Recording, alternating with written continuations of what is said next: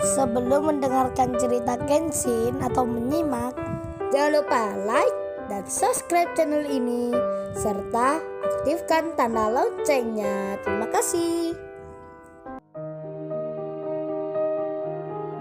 Kisah pemuda kaya, anak bos besar, pemilik 73 perusahaan, yang menjadi cleaning service. Episode 719. Kenshin yang menyamar kerja jadi cleaning service. Saat membersihkan di lantai 5, tiba-tiba ada yang datang. Semua cleaning service di situ berkata, sambil merundukkan wajahnya. Mereka menyapa seorang wanita, dengan begitu hormatnya.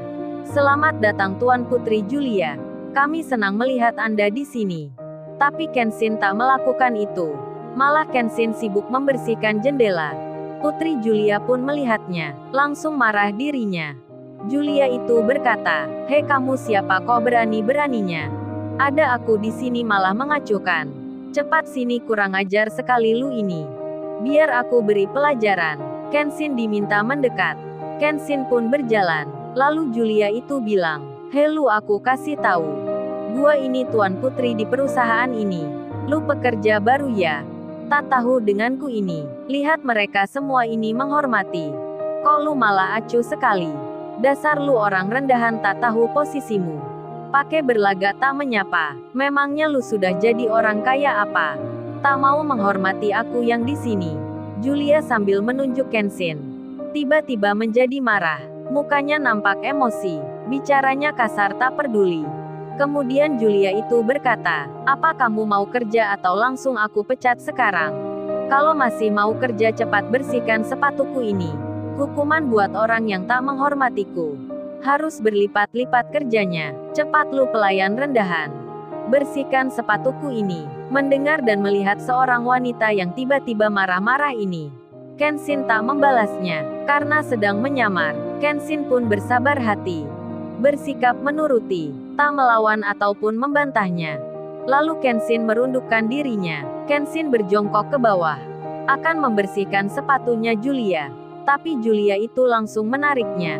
Julia berkata, "Hehe enak aja lu ini. Mau menyentuh sepatu mahal ini. Tanganmu itu tak pantas memegang sepatuku. Ini harganya di atas 10 miliar. Harga dirimu saja tak ada artinya. Apalagi keluargamu. Bisa ku beli dengan mudah.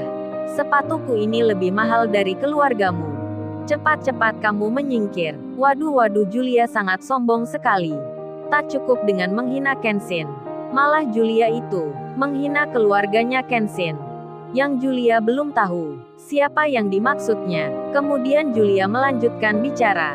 Masih dengan emosi dirinya berkata, "Jadi lu jangan macam-macam. Mencoba tak menghormatiku di sini. Ingat itu selamanya." Rupanya Julia memang berniat menghina Kenshin. Merendahkan dengan serendah-rendahnya.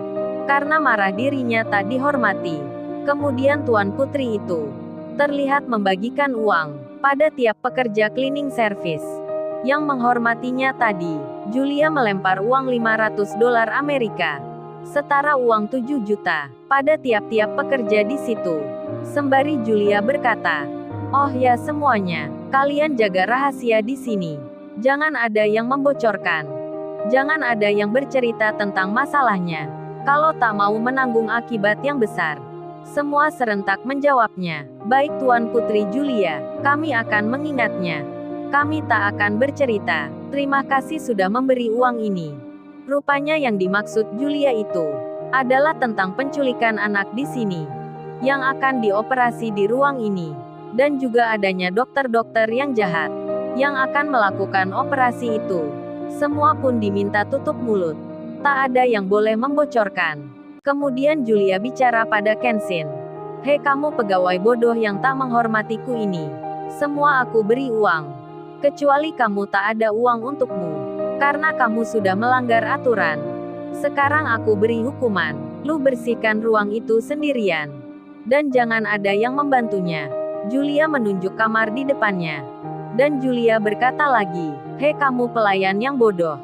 Sekarang cepat turun ke lantai 1. Ambil keranjang di sana. Lalu bawa ke kamar itu. Cepat lu turun mengambil keranjangnya.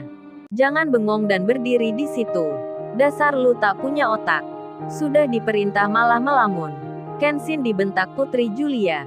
Kenshin pun lalu berjalan untuk turun ke lantai yang dikatakan. Saat ada di tempat yang disebutkan, kaget Kenshin jadinya. Apa yang dicarinya ada di sini? Anak-anak kecil yang diculik berada di kamar ini. Terlihat pula 5 orang berbaju dokter memeriksa Narnia dan lainnya. Kemudian bos perusahaan ini, orang paling kaya di negeri ini, datang. Berada di kamar itu bertanya pada dokternya. Bos itu berkata, "Oh ya, gimana Dokter Proti? Apa siap sekarang operasinya?" Dokter itu menjawabnya, "Oh siap sekali Mr. Satan. Cucu Anda Diana akan selamat. Apa yang kami cari sudah di sini. Anak-anak ini punya organ yang baik untuk menggantikan milik Diana yang kurang berfungsi. Operasinya bisa dilakukan hari ini. Alat-alat sudah siap semua. Mr. Satan atur saja keamanannya. Jangan sampai diketahui oleh pihak yang berwenang. Kalau tidak bisa gawat nantinya." Mr. Satan menjawabnya, "Oh dokter, semua tak perlu khawatirkan hal itu. Para jenderal polisi dan lainnya sudah saya pegang. Meski ketahuan pun tak jadi masalah. Dengan uang akan saya bereskan." Mendengar pembicaraan itu, kaget-kaget Kenshin jadinya. Tak menyangka bisa langsung mengetahui percakapan yang penting ini. Mengetahui pula motif penculikan anak di sini, yang ternyata akan diambil organ pentingnya. Sementara itu, kamera Kenshin yang super kecil itu masih merekam. Berjalan dengan sempurna, merekam pembicaraan yang baru saja terjadi. Kemudian benak Kenshin pun berbisik sendiri. Untung tadi tak melaporkan pada pihak polisi di sini. Kalau tidak pasti akan sia-sia. Sebab orang ini sudah kenal jenderal polisi yang memegang kartunya, sudah dibeli oknum aparat hukumnya. Lalu salah satu dokter itu pun bicara, "Oh ya Mr. Satan, apa semua pekerja di sini bisa dipegang kata-katanya? Bisa dipercaya tak membocorkan masalah ini, termasuk pekerja cleaning service di tempat ini, yang mendengar kita bicara ini. Sebab ini masalah yang penting sekali." Yang dimaksud itu adalah Kenshin, yang ada di situ, yang sedang menali keranjang besar yang jumlahnya ada 4. Mr. Satan pun menjawabnya, "Oh para dokter, jangan khawatirkan itu. Mereka tak mungkin berani akan membocorkan. Sebab sudah kami beri uang yang banyak. Serta pula kami beri ancaman. Jadi mereka tak berani macam-macam." Mr. Satan pun bicara pada Kenshin, "Hei kamu cleaning service. Apa kamu tahu yang kita bicarakan? Apa kamu berani menceritakan masalah di sini? Kalau tidak kamu akan aku hilangkan." Kenshin menjawabnya, "Maaf Pak, saya tidak mengerti maksudnya. Pekerjaan saya hanya membersihkan kotoran dan menuruti perintah atasan." Mr. Satan pun lalu bicara, "Dokter kan sudah dengar sendiri. Para pekerja di sini sangat takut dengan saya. Para budak tak akan berani melawan atasan." Mr. Satan pun bicara pada Kenshin, "Kalau gitu cepat kamu naik ke atas. Bawa keranjang ini. Dan bilang pada Tuan Putri Julia, sebentar lagi anak-anak akan dibawa ke sana." Kenshin menjawabnya, "Baik Pak, saya akan lakukan."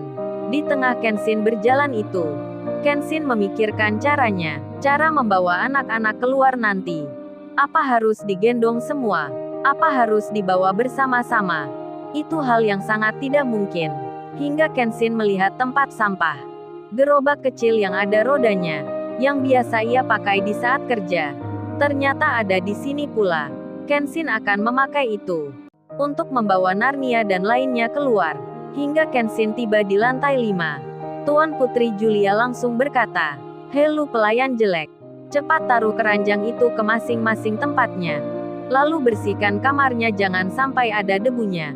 Kalau tidak aku suruh orang menendangmu. Cepat-cepat, jangan melihat begitu." Tuan Putri Julia sangat jahat sekali. Terutama pada Kenshin, yang baru bertemu hari ini.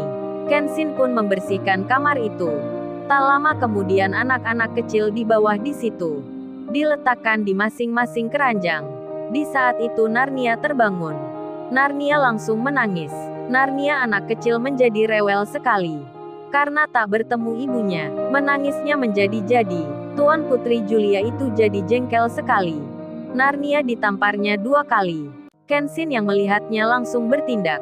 memegang tangannya Julia. Julia kaget sekali. Pelayan rendahan memegang tangannya. Langsung Kenshin ditamparnya. Kenshin pun menangkisnya. Malah Julia memukul Narnia lagi. Kenshin pun marah jadinya. Julia ganti ditamparnya. Julia memegang pipinya. Julia murka jadinya. Lalu, bagaimana kisah selanjutnya? Subscribe channel ini untuk episode berikutnya. Terima kasih. Jangan lupa subscribe ya guys, dan tekan notifikasinya. Jangan lupa ya guys untuk kelanjutan ceritanya